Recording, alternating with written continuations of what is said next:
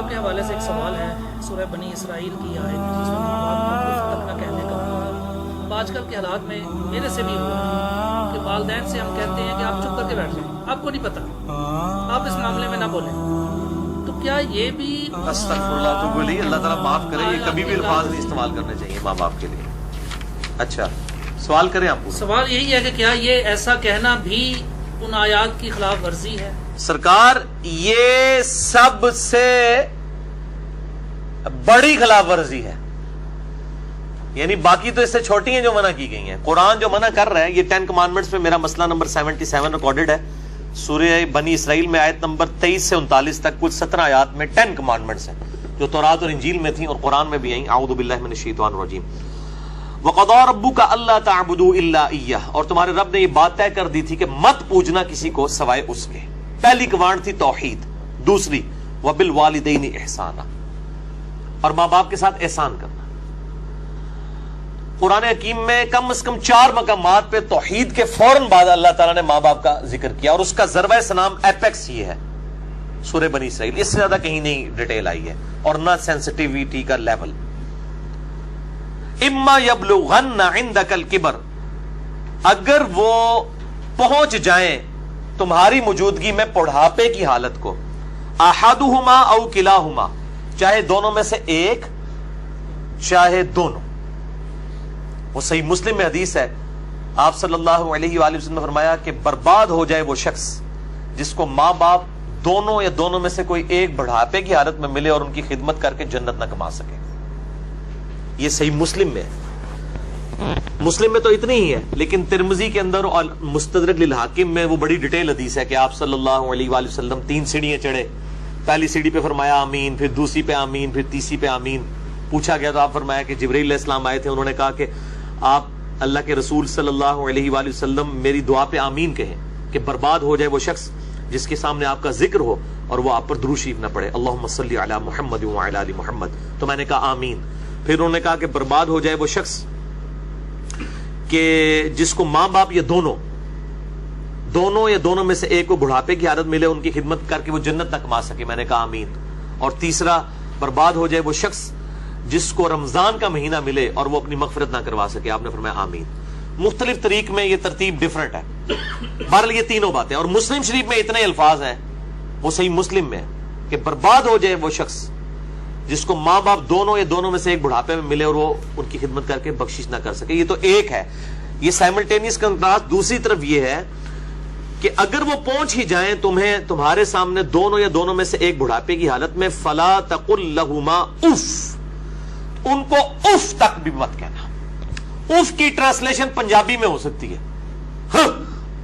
یہ آپ کہہ رہے ہیں کہ جی تسی یہ کہو جو چپ کر کے بیٹھے رہو، تمہیں نہیں پتا، یہ تے اللہ دا بندے ہو، یہ تے گال ہے، اللہ دے نزدیک تو اتنی بڑی یہ چیز ہے۔ اللہ تو کہہ رہے ہیں کجروی سے یہ بھی نہیں کہنا ہاں، یعنی وہ بات کر رہے ہو اور آپ ان کو صرف اتنا رسپانس کرتے ہیں بس ایویں لگے ہوئے، یہ بھی نہیں، جملہ بھی نہیں بولتے، آپ کہتے ہیں ہاں، یہ بھی، یہ اس کو منع کیا گیا ہے، وہ تو بہت بڑی بات ہے۔ ان کو اف تک بھی مت کہنا، ولا تنہرہما، اور ان کو مت جھڑکنا،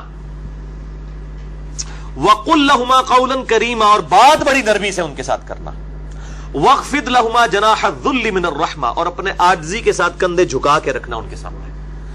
یعنی آپ غیر اللہ کے سامنے جھک نہیں سکتے اتنا کہ آپ کے ہاتھ گھٹنوں تک لگ جائیں، ماں باپ کے سامنے بھی آپ اتنا جھکیں کہ ہاتھ گھٹنوں تک نہ لگیں، یعنی حالت رکوع نہ بنے۔ اس سے پہلے یعنی آپ نے ایسے ان کے سامنے رہنا، جی ابا جی، جی امی جی، اس طرح اپنے عاجزی کے ساتھ کندھے جھکا کے رکھنا۔ وقل رب ارحمہما کما ربیانی صغیرا، اور ان کے لیے دعا کرنا ہے رب ان دونوں پر رحم فرما جس طرح بچپن میں انہوں نے مجھے رحم کر کے پالا تھا۔ اور یہ وجہ بھی بتا دی کہ بچپن میں چونکہ انہوں نے پالا ہوا ہے، سب سے لاچار انسان کا بچہ ہے۔ بلی کے بچے کو آپ اس ٹیبل پہ رکھ دیں نیچے نہیں گرے گا، اور انسان کا آپ سال کا بچہ بھی رکھ دینا، وہ اگر کروٹ لیتا ہے تو گر پڑے گا، اس کو نہیں عقل کہ میں نے نیچے گرنا ہے یا نہیں گرنا۔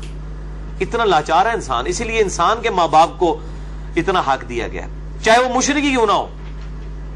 دنیاوی معاملے میں ان کے ساتھ معروف طریقے سے چلنا ہے۔ یہ حضرت لقمان کی جو نصیحت ہے، میرا بھی وہ لیکچر بھی ریکارڈ ہوا ہے، مسئلہ 176 میں نے بتایا۔ ربکم اعلم بما فی نفوسکم، یہ آپ کی بات کا جواب آ رہا ہے، تمہارا رب خوب جانتا ہے جو تمہارے جی میں ہے۔ ان تکونوا صالحین، اگر تم نیکوکار ہو، اچھے ہو، یعنی تمہاری عادت نہیں ہے بدتمیزی کرنے کی، کبھی کبھار کوئی تھوڑا سا سکپ آف لینگویج یا سلپ آف ٹنگ ہو جاتی ہے، فَإِنَّهُ كَانَ لِلْأَوَّابِينَ غَفُورًا، تو پھر بے شک اللہ تعالیٰ توبہ کرنے والوں کی توبہ کو قبول کرتا ہے. یعنی عادی مجرم نہ ہو. ان تکونوا صالحین، اگر تم عادی مجرم نہیں ہو، عام حالت میں تمہارا بڑا اچھا ایٹیچیوڈ ہے، کبھی کوئی اسٹیٹ آف مائنڈ ایسی تھی کہ کوئی بات غلط نکل گئی، فوراً توبہ کرو. توبہ اللہ سے بھی کرنی ہے، ان سے بھی معافی مانگنی ہے، اللہ تعالیٰ معاف کر دے گا. لیکن یہ معاملہ بہت سینسٹیو ہے نا جی. اب دیکھیں کہ ہم دنیاوی معاملات میں بھی، یعنی سوئی گیس کی وجہ سے آپ کو پتا ہے کتنے لوگ ہیں جن کے ساتھ ایشو بنتے ہیں. ہم کتنے وہمیوں کی طرح رات کو چیک کرتے ہیں، یار کوئی کہیں پہ پائلٹ کھلا نہ رہ جائے، یا ہیٹر جلتا ہوا نہ چھوڑ دیں پیچھے سے، وہ اگر لوڈ شیڈنگ ہوئی اور پھر گیس آئی تو آپ پتہ کتنے لوگ ہر سال مرتے ہیں. تو کتنی احتیاط کی جاتی ہے. چھوٹے بچوں کے سامنے ماچس لائٹر نہیں رکھا جاتا، تو احتیاط کرتے ہیں. تو آپ دیکھیں اس طرح کے اگر آپ احتیاط ماں باپ کے بارے میں کر رہے ہیں تو شاید سالوں میں کبھی ایک دفعہ ہو، لیکن ہر ہفتے ہی جھڑپ ہو جاتی ہے، یا جب معاملہ ہوتا ہے تب جھڑپ ہو جاتی ہے، تو اس کا مطلب ہے ان تکونوا صالحین نہیں ہے آپ، لہذا آپ کی توبہ بھی کوئی قبول نہیں ہے. توبہ بھی نہیں ہے جب تک کہ ماں باپ صحیح طریقے سے معاف نہ کریں اور اپنی روش صحیح نہ کر لی جائے. تو اس میں یہ بہتر، یہ میں نے بھی دیکھا ہے، مطلب میری بھی ایک بڑی ایکسٹروورٹ نیچر ہے، تو مطلب بعض اوقات ماں باپ کو یعنی ایک بچپنے کی طرف، سورہ حج میں آتا ہے کہ اللہ تعالیٰ رذیل عمر تک لٹا دیتا ہے کہ کئی چیزیں جاننے کے بعد کچھ نہ جانے. بوڑھے اور بچے برابر ہوتے ہیں. میری بھی یعنی الحمدللہ دادی ماں کی عمر 90 سال ہو چکی ہے. میں یعنی آج سے 10 سال پہلے دیکھتا ہوں اور اب ان میں کافی فرق آیا. یعنی بالکل بچوں والی آتے ہیں، چھوٹی چھوٹی بات کو مائنڈ کرنا.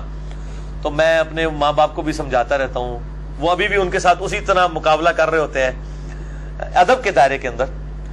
تو میں ان کہتا ہوں ان کے ساتھ مقابلہ بنتا ہی نہیں ہے. جیسے چھوٹا بچہ تو آپ کو 5 دفعہ پوچھے گا کہ بابا یہ کیا ہے، تو آپ بتائیں گے پیار سے، پھر اس کی بھی آگے سے وہ کیڑے نکالے گا. تو اب وہ کئی بار بھول جاتی ہیں، مجھ سے بار بار پوچھ رہی ہوتی ہیں، تو میرے سامنے یہ آیات ہوتی ہے نا، تو میں وہ 10 دفعہ ایک بات اگر مجھ سے پوچھتی ہیں نا تو میں 10 بار جواب دیتا ہوں. میں یہ نہیں کہتا میں تو کل بھی دسیا سی، کیونکہ ظاہر ہے کہ اس عمر میں پہنچ کے رذیل عمر میں یہی کچھ ہو جاتا ہے. تو انسان کو یعنی بالکل پازیٹیو رہنا چاہیے، ڈرتے رہنا چاہیے، کیونکہ توحید کے بعد قرآن حکیم میں کم از کم 4 جگہ اللہ تعالیٰ نے ماں باپ کے حق کا ذکر کیا ہے، اور جنت اور دوزخ ڈیپینڈنٹ ہو گئی ہے. ٹھیک ہے جی، اس حوالے سے تو بہت احتیاط کرنی چاہیے. سر اب اگر ایسا ہو چکا ہو اور والدین سے معافی بھی نہ مانگ سکے انسان، اور والدین زندہ نہیں سر، ظاہر ہے معافی کی ضرورت میں نہیں مانگ سکتا نا اس وقت اس اسٹیج پہ. نہیں، بعض لوگ اس لیے بھی نہیں مانگ سکتے کہ وہ ماں باپ کو چھوڑ کے دوسرے ملک چلے گئے ہوتے ہیں. ہاں یہ بھی ممکن ہے. تو وہ کلیریفیکیشن ضروری ہے. دیکھیں ماں باپ سے اگر ایسا ہو گیا تو فوراً سے پہلے ماں باپ کے لیے دعائیں مغفرت کرے اور ان کی طرف سے صدقہ اور خیرات کرے. جیسا کہ سنن ابن ماجہ میں حدیث ہے کہ یہ صحیح سند کے ساتھ ہے کہ ایک شخص کے مرنے کے بعد جنت میں کچھ درجے بلند کیے جاتے ہیں.